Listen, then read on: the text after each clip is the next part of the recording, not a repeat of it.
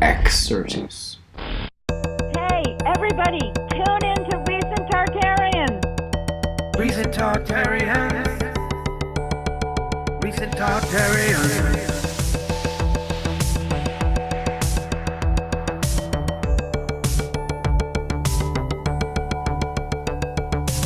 Join us on another exciting adventure of Xirtus.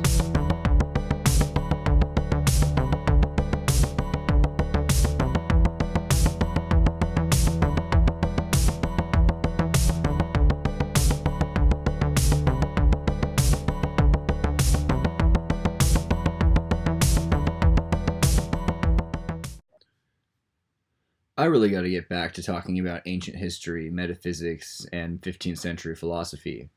But there's a few more things from pop culture I want to go over first. So for all of your unanswered questions that have been keeping you in wonder for many a sleepless night, here's a little bit more about Ducktales and its vast Disney mythology. And I've been pretty impressed by Disney all my life. And I've seen most everything that Disney's ever put out, and some that it hasn't. And I've gone to Disney World and Disneyland quite a few times. In fact, I used to have a passport for Disneyland, so I could go there every day after work, where I was able to convince human resources that it counted basically the same as a gym. And I would ride the monorail a lot of the time, and go to Tomorrowland, and hang out in downtown Disney, but I particularly liked Frontierland and Anytown, USA. But like anybody who's spent a little too much time at Disneyland, or ever been stuck on the It's a Small World after ride for an hour or something like that, eventually you'll start seeing Disney in a whole different way. And admittedly, my perspective is a bit stranger than some. But when you really start to take apart the things that make up Disney, and the people that were animating and working together to make these vast projects over the last century, you start to see very quickly how much Disney is anything but a children's company. If anything, Disney is a magic company. And aside from selling illusions of moving pictures, Disney fabricates all sorts of magic experiences for the people to try, and encouraging them to believe, and while often illustrating the bright and shiny, never failing to illustrate the dark. So, on to Donald Duck, who's born on Friday the 13th, is a sailor in the US Navy, and has a speech impediment, which leaves him struggling with an anger disorder, after being afraid and angry that he cannot be understood by anyone. And we talked a bit about how Walt Disney was working for the CIA, was a patriot before that, and a member of the Rosicrucian Esoteric Society, very interested in magic and Egyptian mythology. And we're going to get all into that and the meta of Disney, but first, I guess I should mention that in case you were planning on watching any of DuckTales or Disney shows, yes, spoilers.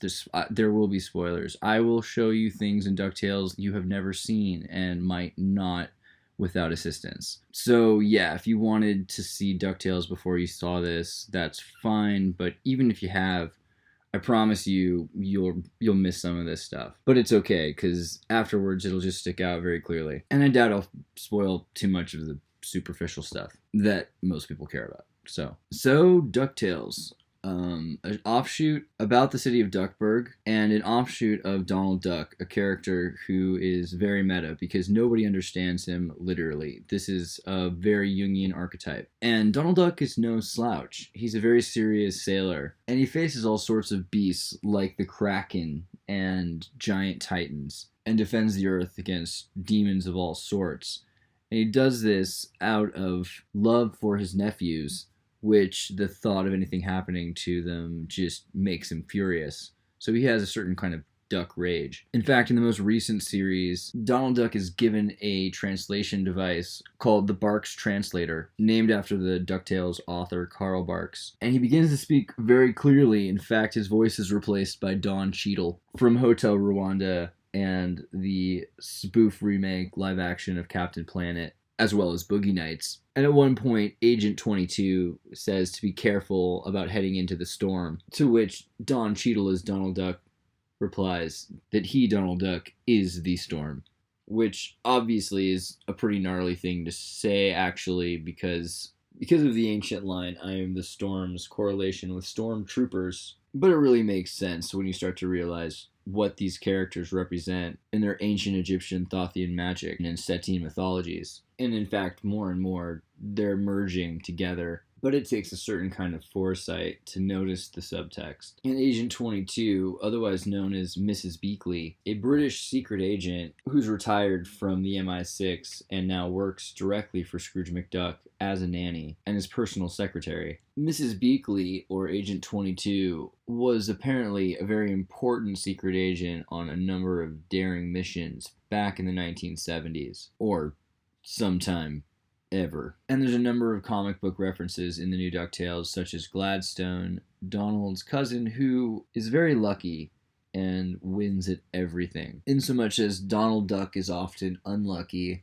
and klutzy, Gladstone is graceful and a winner. So Ducktales is very clear in its theme song about its intention, and that is to reinforce the Disney agenda and rewrite history. They say it as might solve a mystery or rewrite history. And as Disney is very well known for reinterpreting stories and changing them and altering history, Ducktales suggests that they will not only solve a mystery, but rewrite history, forever changing the world. And Disney does this by changing the intention of a story, by adapting the pathos of the characters. Huey, Dewey, and Louie, or Quick, Quack, and Quack in Dutch, are the orphaned, fatherless nephews of Donald Duck and great-nephews of Scrooge McDuck. They've never met their mother, who's been missing since before they are born, and they have no idea who their father is. In DuckTales, they are taken care of by Scrooge McDuck, but originally they were shuffled around by the different uncles of the family.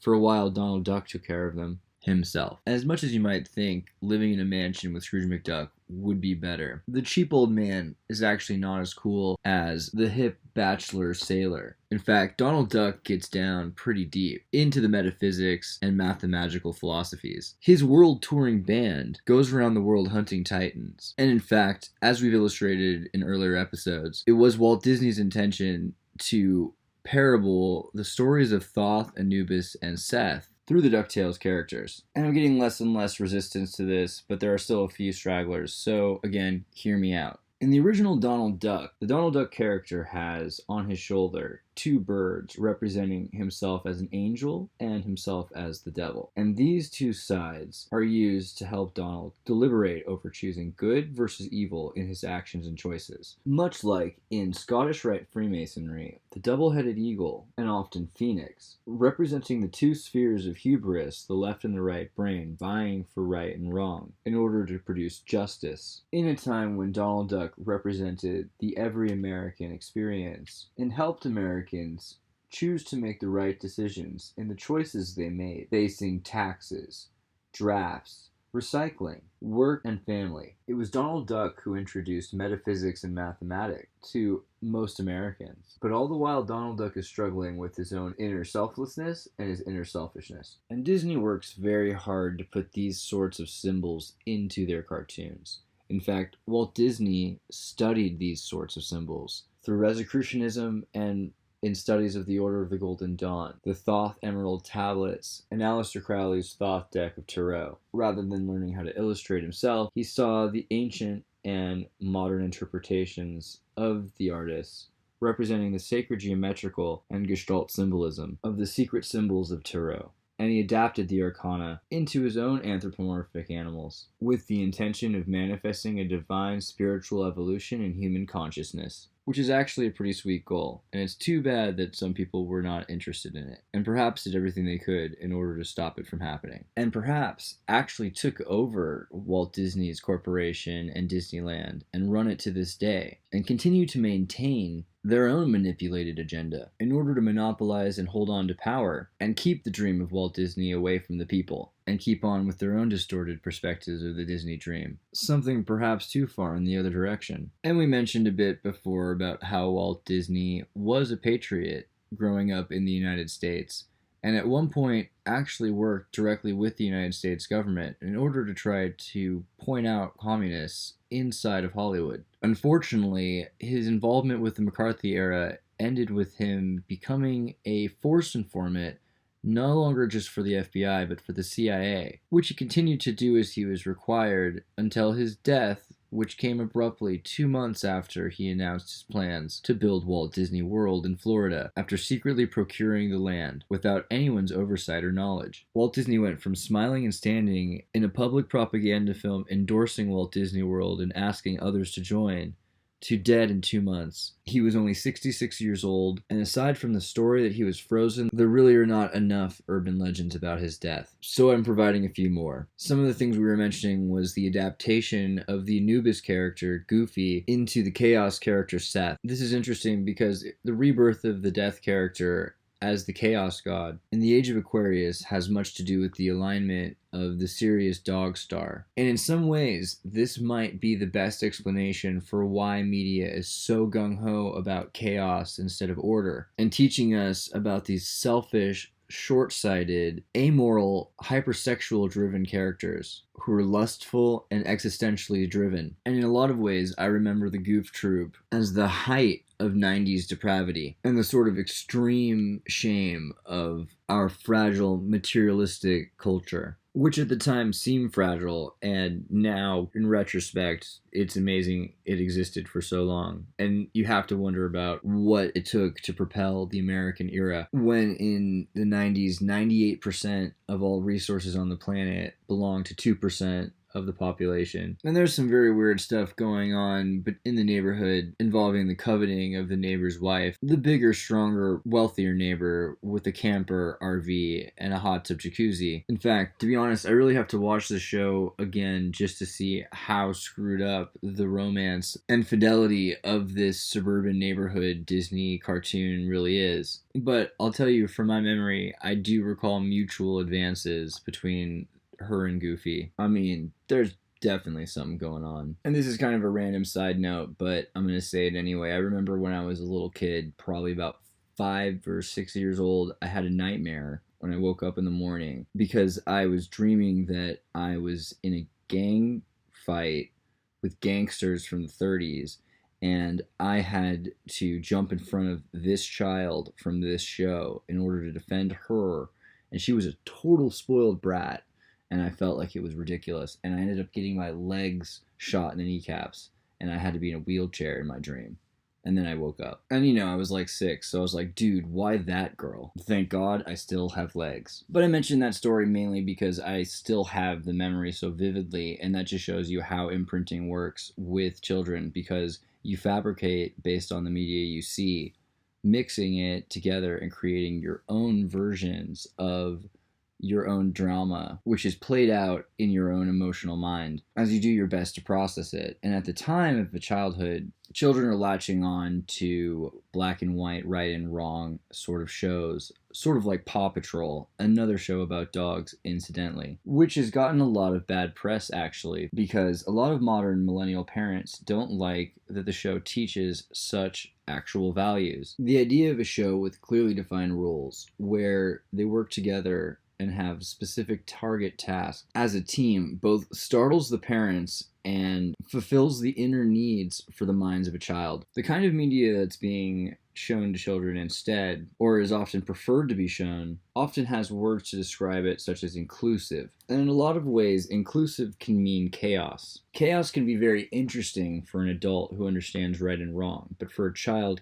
it can be very confusing and pattern shaping. Without a clear understanding of right and wrong, children will grow up either longing to fabricate and instill some sort of order on themselves and others, or fully submissive and inclusive in the alternatively rapidly developing culture of chaos, which is shaping the youth and paving the way for a Sethian future. A world where the focus is self-manifestation, attainment and achievement above all things, and chaos and order above right and wrong. And it's not always clear which side Disney is on in this fight, but if you look at how Disney, the company, has changed hands over the century, it makes a bit more sense how it could have shifted from one side to the other. And a lot of this has to do with Eisner and Walt Disney himself and their ideas about philosophy, the future, and transhumanism. And recently there's been a lot of press about transhumanism, not all of it good. A lot of the time people think of transhumanism as the end of the human race as humans are being mutated into some new thing which will be controlled by machines. This is not everyone's idea of transhumanism. Walt Disney, for instance, would have thought of transhumanism as the achievement of the basic values and goals of the basic human, and then the moving up into an ascended human with higher goals. This in turn would allow for a further evolution, not only of that person, but of the world that that person came from. And in a lot of ways, this is a benevolent and spiritual idea. And modern transhumanism gets a bad rap because of people that have used it in order to control people. For instance, recently with the MIT Media Lab and the finances coming from Epstein, whom was apparently very deep in transhumanism and donated to all sorts of people and programs, including some programs that I'm even fond of, which, of course, those are some of the coolest programs, so it kind of makes sense, but it's still pretty scary. Some of the school programs are directly tied with some of the most evil people, and it's important to know that. And it might be said that this is kind of how Disney lost control, because eventually Walt Disney, the company, started moving away from adapting stories and shaping new narratives in order to wake people up, and instead worked towards monopolizing control of intellectual property over the 20th century, keeping these philosophical ideas and hermetic secret, except to exploit them for themselves. And yet, as I say that, there's just so many weird things that Disney still does about magic which are impressive. For instance, everything about ducks. And we went over a bunch of things in the last episode about Ducktales, so make sure you see those first. And also about their relationships to ancient Egyptian chaos magic and hieroglyphs. But there's just some crazy stuff I saw in the last few Ducktales I really feel like goes further than anything that I had originally expected them to do. Hitting everything from cults to esoteric Roman mythology to Egyptian chaos magic itself. Toying with the Pluto, Anubis, Seth retrograde, and interacting with the other characters besides the ducks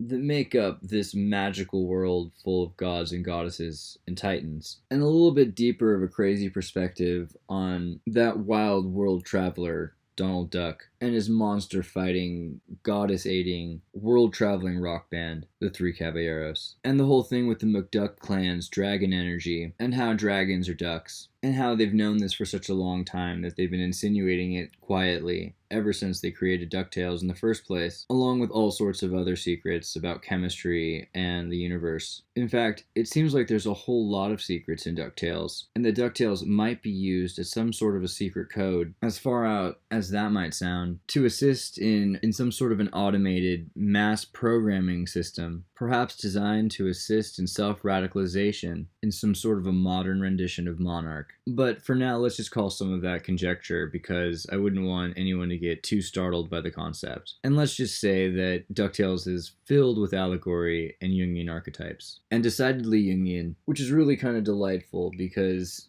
remember, most shows tend to be Freudian, and that's just basically incest, sex, and poop jokes. So the fact that Walt Disney presents a sort of holy mountain experience for the self-realization and manifestation of the inner spirit of each one of these characters representing the Thoth Arcana, it makes DuckTales more interesting than the average show in terms of its relativity and quantum psychology, and the metaphysical staging that represents how all of the characters represent yourself and everyone you know. It's not that you are Donald Duck, it's that we all are. So whatever happened to Della Duck, the mother of Huey, Dewey, and Louie? And that's them now. The way I always remember it is the red hue on the blue dew of the green grass of King Lou, in case you have a hard time remembering, because there's gonna be a test later. In this rather depressing, if you think about it, fan fiction picture of Huey, Dewey, and Louie with their lost mother, Della Duck, we see the fanatic illustrate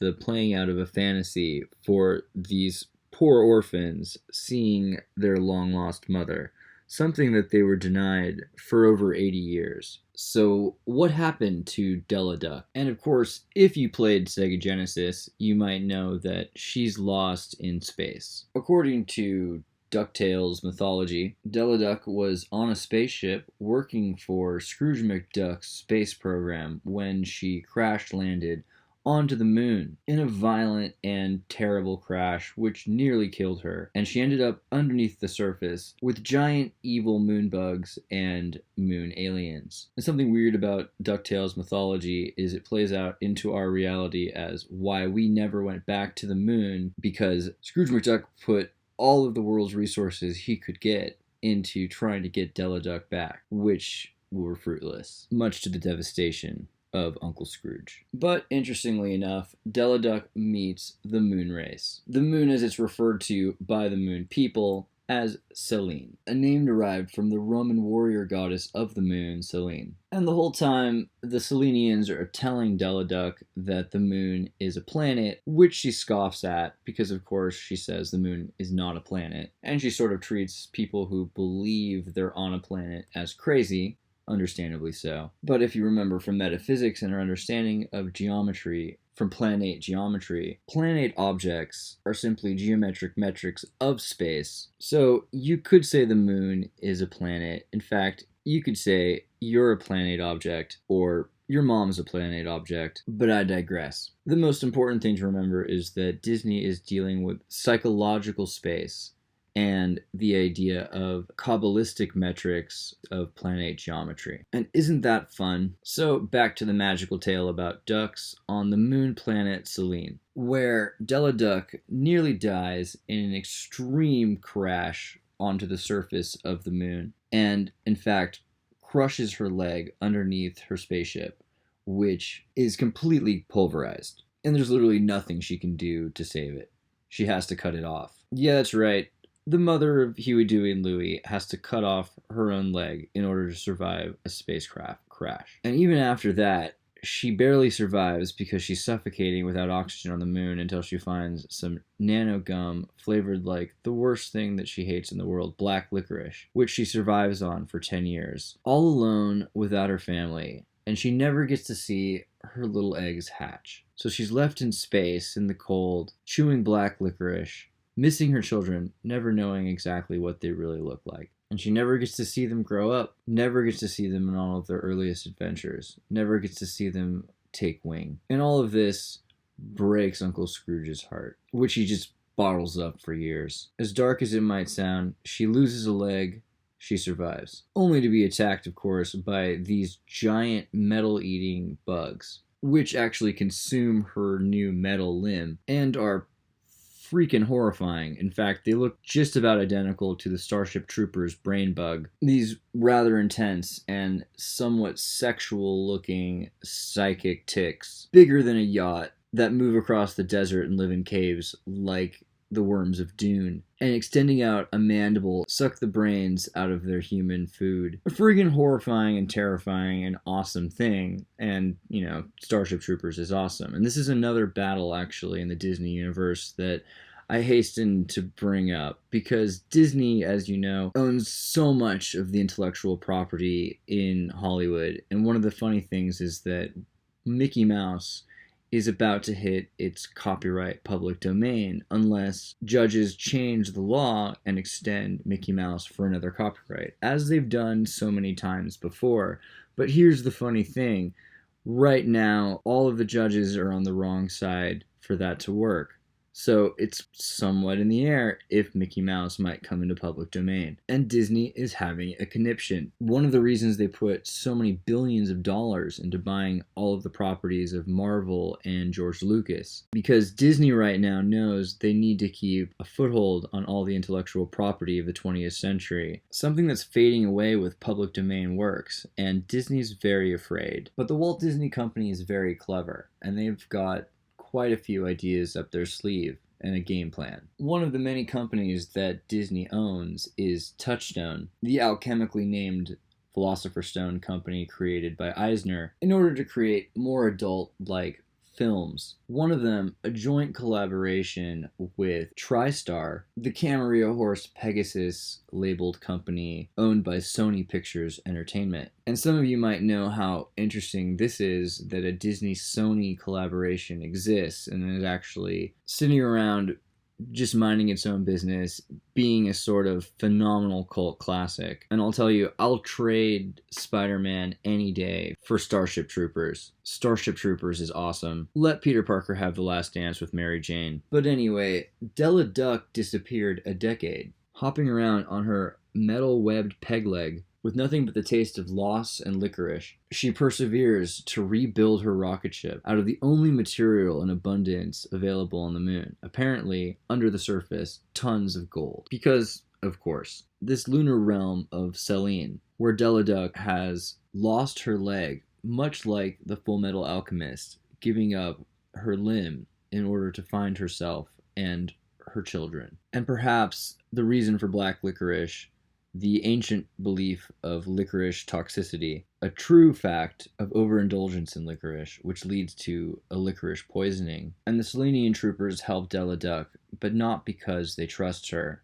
In fact, after she defeated their greatest threat, the brain bug, by feeding its child gold and singing it a lullaby. One I kind of want to play, but I don't think it's prudent right now. But it's pretty rad fan service that they took a song from the Sega Nintendo 1989 Ducktales video game, Moon Level, a song I actually listened to for years just on its own in MIDI form, like some sort of deranged beeping Christmas lights. And then finally this year, they wrote lyrics and added it to it in a pretty decent job that is, frankly, kind of a tearjerker. Because Della Duck at this point has decided to feed the baby of this brain bug in order that it doesn't die, thinking about how she's lost her children, assuming by giving up her last gold filling of her teeth that she will not be able to get home to see her own children instead. Her sacrifice for the child of the brain bug is something else similar to Starship Troopers, particularly Starship Troopers 3, where Sky Marshal Inoki, the dictator in Starship Troopers, goes completely insane after his mind is melded with the giant brain bug, and he ends up loving and worshipping the giant brain bug itself, Bia McCoytle. And we'll do more stuff on Starship Troopers soon.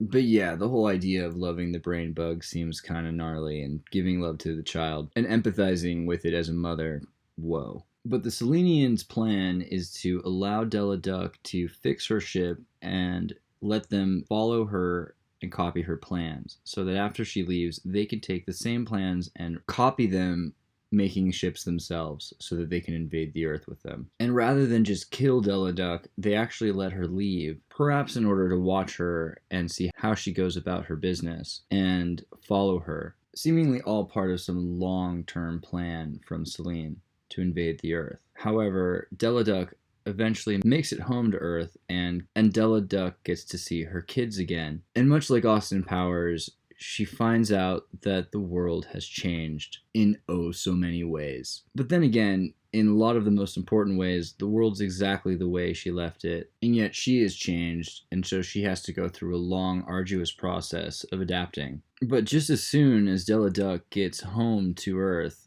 Donald Duck is kidnapped by the son of Zeus, his friend, who sends him up to the moon, where he ends up in the moon gulag, unable to reach his family, enslaved and tortured by the Selenians for a really long time. And the whole time, his family doesn't really know where he is, and no one's really worried about him because they assume Donald Duck's out around the world somewhere, on an adventure or on tour with his band. So no one even has the appropriate concern while he's up there slaving for the Selenians, being whipped and tortured and silenced with a golden muzzle in the dark, cold vacuums of space. But meanwhile on Earth, Della Duck is adjusting to the fact that her kids are no longer the little eggs that she once remembered. In fact, they're basically grown up. And in the new Ducktales, they're far more adolescent than the juveniles they were in the 1980s. In fact, they look a lot more like the characters from Quack Pack, the 1996 short-run DuckTales spin-off about the pre-teen years of Huey, Dewey, and Louie when they live at Uncle Donald's boathouse, probably use Axe body spray, and have a considerable amount of gel in their hair. But in general, they've found their own identity and have a hard time submitting to the wills of their mother. And in a lot of ways, they take after their Uncle Donald and his more worldly, wild lifestyle, though they are far more naive, and as much as they have seen, they've never been witness to the kinds of things that Donald Duck sees. In fact, part and parcel to the idea that Donald Duck is friends with Cassandra, the goddess of prophecy, is that he himself cannot be understood because others cannot see it themselves. This is the destiny that Donald Duck carries with him around the planet, fully aware of the mechanisms of reality, the paranormal, the demons, the titans, the gods, the heavens, and the underworld itself, all places Donald Duck has been, all things Donald Duck has fought with and has won and conquered in his trials, yet all things far beyond the comprehension of the average Duckburgian member of society. Donald Duck seems absurd because Donald Duck knows too much. And perhaps this is why Donald Duck's best not explaining everything that he understands. In fact, maybe it's okay that the children think that Donald Duck is simple. There are some things that Donald Duck should let the children experience in their own time. But make no mistake about the kinds of existential metaphysical investigations of Donald Duck, where he's concerned, the conundrums of Euclidean geometry and the patterns and the paths of the labyrinth, or the strength of the Minotaur, are all tribulations of an everyday occurrence, and yet seemingly at the end of the day still a simple, down-to-earth duck. Donald Duck's seeming humility makes any trouble seem like a saga, something to be overcome, and his lack of directed ethos, requiring him to constantly return to a place of reason in order to sort out his own choices, makes Donald Duck a constantly helpful character in the meditating out of our own choices, about our own tribulations. One of the greatest Donald Duck animations is Donald Duck in Mathemagic Land, which starts out with Donald Duck in a weird mathematical forest filled with logarithms and square-rooted trees, where the spirit of adventure introduces Donald Duck to Euclidean geometry, and therefore children to the secrets of mathematics, something I think kids could use more of today. And instead we're getting a generation of rather apathetic people that don't even really appreciate a golden ratio, which is depressing because this should really be the ultimate symbol of punk rock or rebellion or something. But one thing these adolescent ducks do is show how the generations evolve as they mature over time, particularly as the millennials are having the new generation of children become adults themselves, and how we all relate with each other based on our individual experiences and perceptions of society. Whereas these kids are aware of the pop culture of the world, more and more the amount of crazy and life-changing experiences that Donald Duck has been through, like a part of his generation, isolate him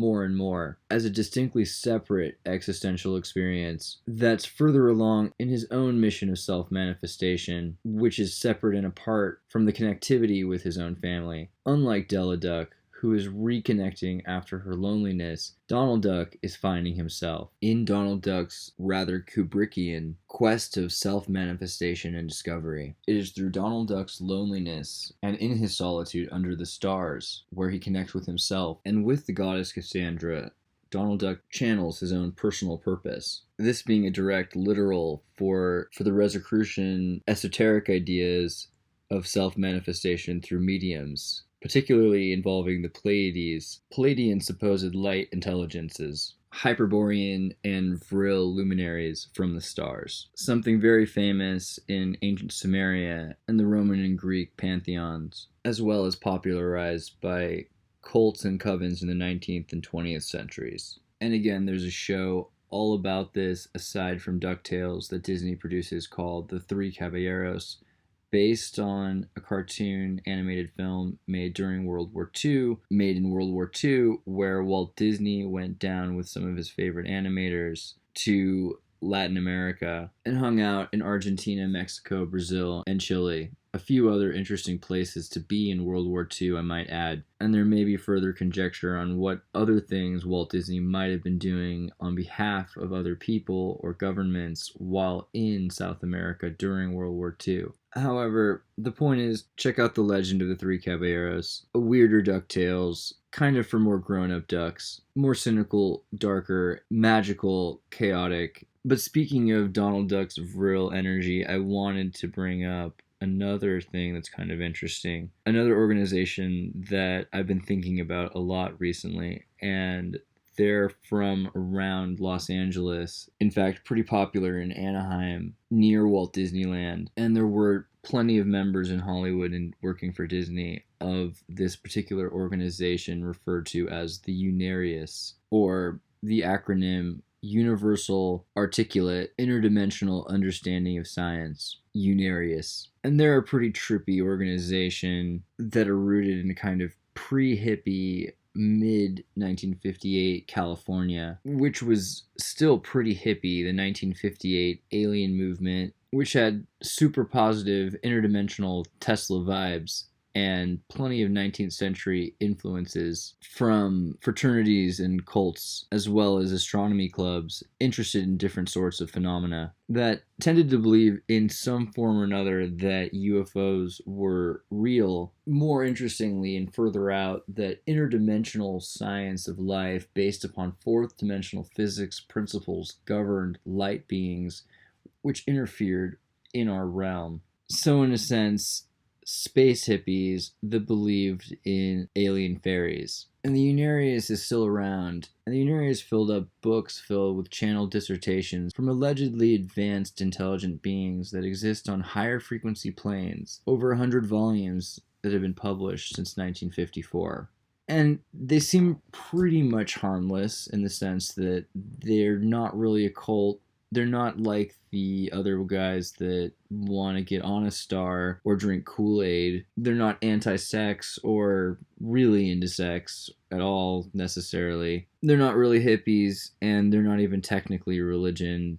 They're not like Scientology. They're just sort of a weird club that's kind of into Tesla and some other weird stuff. Maybe kind of super weird stuff, particularly the channeling. I'll give you that. But it plays right into the use of the imagination by the media and these clubs, particularly at the time. And you have to wonder what's worse, watching television and not having an imagination, or these clubs which allowed people to have the imagination so they could think about these kinds of things. Usually I think it's a pretty good idea to think about things, and I tend to give a pretty decent amount of respect to the mind of the thinker. Of course, there are exceptions, and there's lots of strange people out there, and the world's filled with a lot of organizations that might be more than just crazy. They might be dangerous.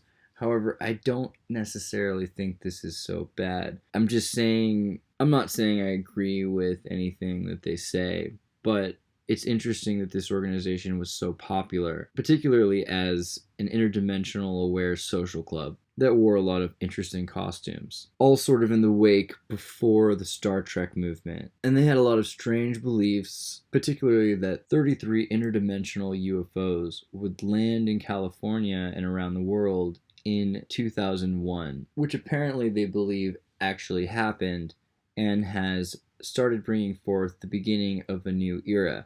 One which synchronizes with the era of the subgenius and the era of discord. Another interesting correlation to Disney and the Age of Aquarius. And not to get too Bob Lazar on you, but there are some interesting stories about Walt Disney's involvement and paracorporations such as WED Enterprises' involvement with military contracts to build submarine and extraterrestrial bases, including plans for underground cities on the moon and Mars. What I find particularly interesting is the crossover between the Unarius and Disney Club 33 membership. There's also a seemingly interesting correspondence between Latter-day Saints that were members of this organization. Shortly after the publication of The Truth About Mars, by about 2 years, Disney Studio brought up a short movie about Mars in which depicted huge domed underground cities and connected tunnels, all done as a color cartoon feature.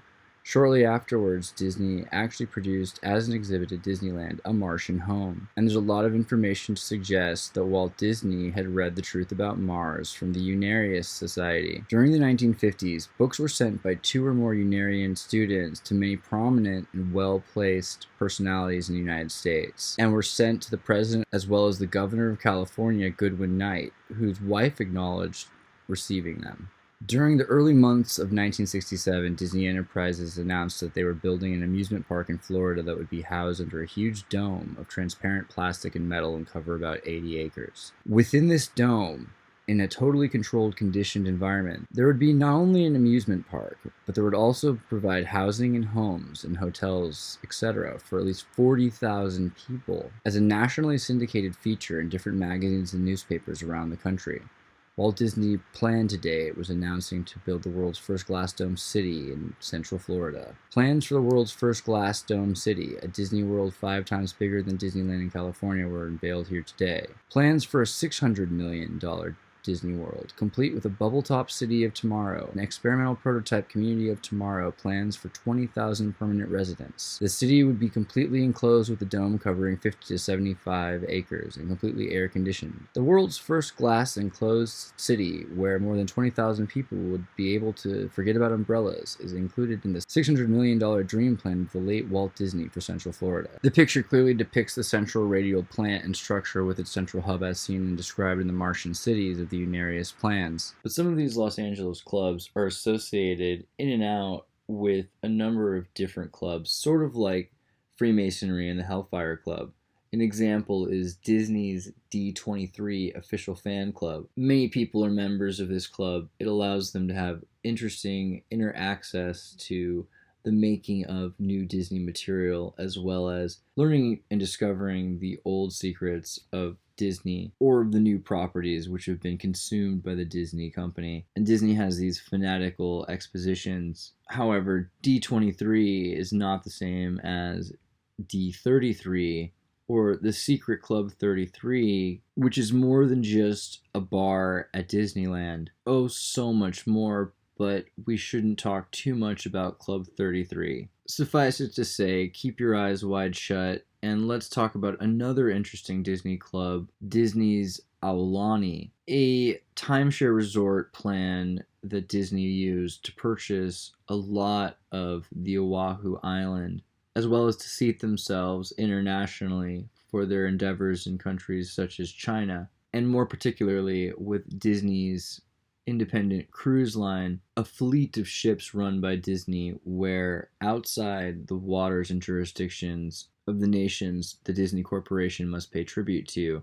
Here on these boats, Walt Disney's corporation is sovereign.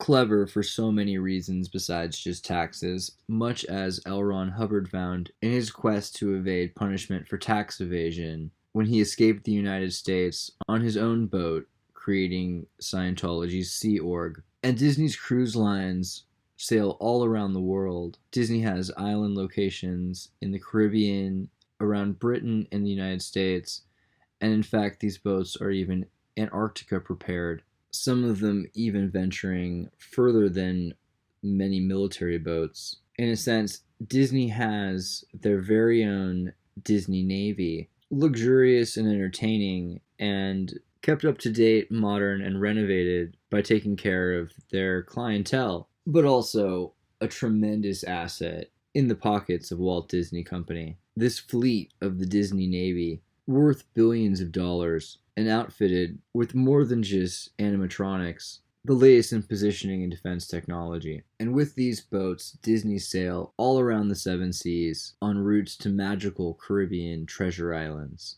And one of their locations is the tourist timeshare resort destination of Aulani, a very large property that originally belonged to a Japanese development firm, but lost it after the late 80s Japanese economic financial collapse. Several years later, Walt Disney moved in to purchase the property and began setting up their own Disney location. Disney was eager to purchase the property, and in fact did so in a very peculiar and conspicuous way. However, you can see why it made sense for them to purchase such a large piece of this Oahu Island, a desirable asset for international trade, with a runway and a harbor yacht near a series of smaller islands, but on a larger one closer to other developments, making it easier to contact the outside world. Aulani means the place that speaks for the great ones, or with deep messages.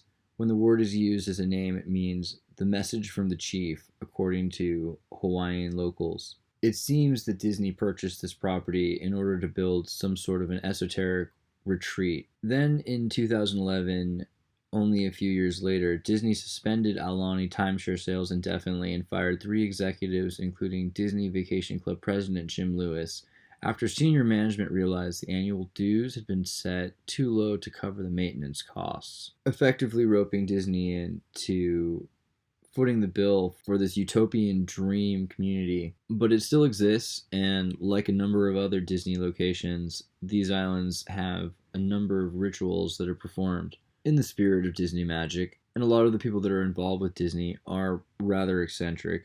In fact, the crew are called the cast, and you will meet all sorts of them from all sorts of walks of life, including those who are members of some other rather interesting clubs or occult societies themselves. And while it seems that subtlety is a very important part of the magic tricks of Disney, it seems that even Disney itself is willing to embrace the utter profundity of the Ducktales franchise for all of its even occult symbolism, or at least, again, existential manifestations of the self.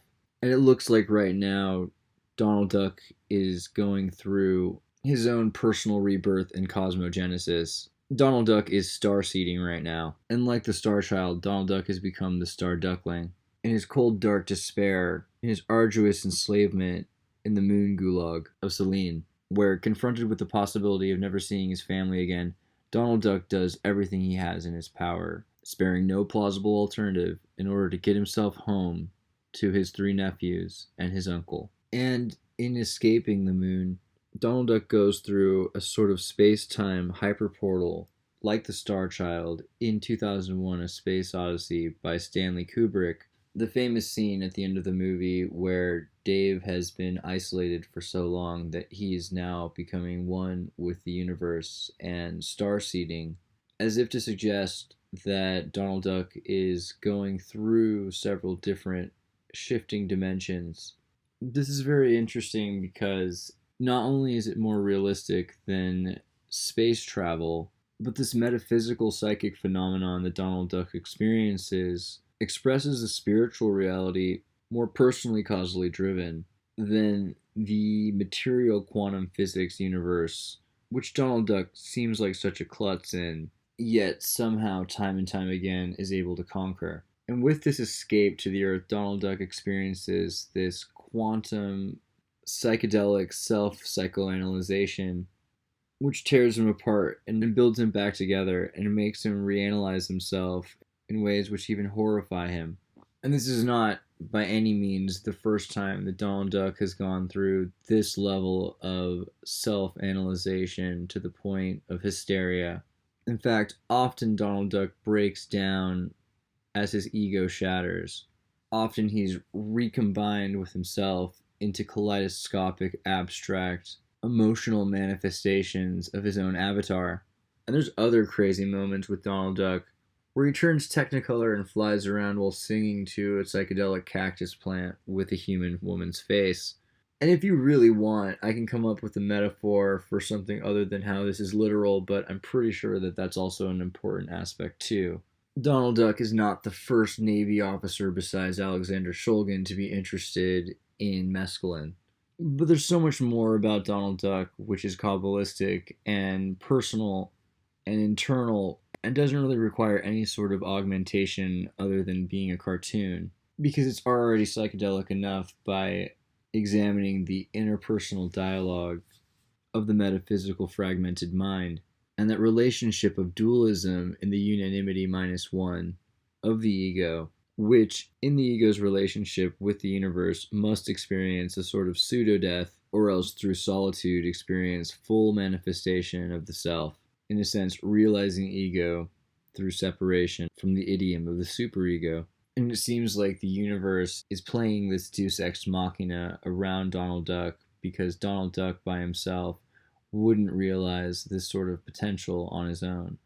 But somehow the universe has decided that it's inevitable and in fact essential that Donald Duck experiences this sort of heightened evolution of his soul, because Donald Duck is necessary in some sort of new reincarnation to experience a whole new slew of Havelockian philosophical conundrums that are beyond the comprehension of anything Donald Duck has ever experienced before, even with his mission to reinstitute the pantheon and to bring forth the reign of the goddess Cassandra upon the earth. Or even on a more fundamental note, to be with his loved one Daisy, which, as a sort of sunflower, you could interpret as a metaphor for Aleister Crowley, the mercurial messenger Lucifer. But moving right along, I mean, it could just be a simple flower. But in Disney mythology, Disney tends to err on the more expressive side, shielding the audience from it at first, with more subtlety at face value. However, everybody knows that Disney's deeper than that, perhaps darker, and at least dealing with deeper things than one would expect from any other kids' show.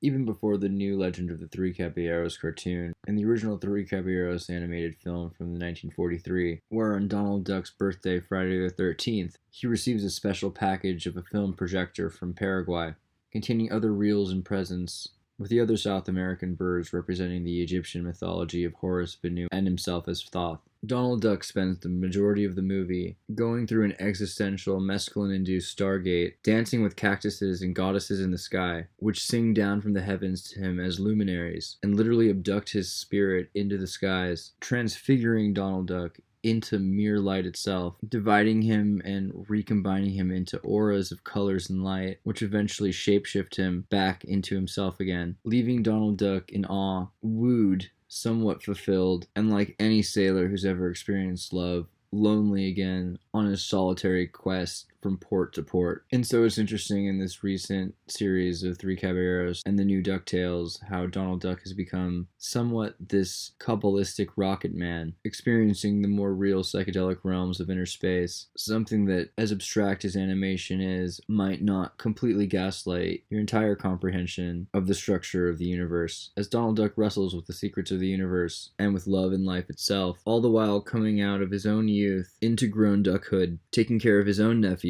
as a sort of animated metaphorical poultry version of Siddhartha. Whereas Mickey Mouse is a very interesting character for a lot of other reasons, but it must be understood that Mickey Mouse has the pathology of seemingly the Antichrist himself. And in this sort of Sisyphusian conflict of Mickey Mouse is getting nowhere. So, in a lot of ways, I hope the best for Mickey Mouse, and I wish for his freedom in 2020 through litigation of public domain copyright law. Long live fair use, free the mouse. Where is this airing right now? Is this? Recent This Talk program is Terry coming to you via Relay 2 satellite, a spacecraft orbiting the Earth at a speed of over 17,000 miles per hour. Hey, everybody, tune in to Recent Targaryen. Recent Talk Terry Xirtus.